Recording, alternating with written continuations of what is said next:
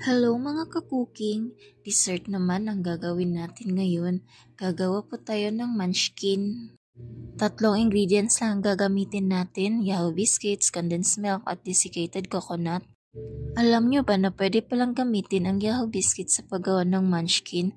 Mas mura na, mas makakatipid ka pa, pwede din itong gawing negosyo. Dudurog-durugin lang yung biscuits. Wala kasi akong mixer kaya mano-mano na lang. Madali lang naman. Depende na sa inyo diskarte kung paano nyo po gawin.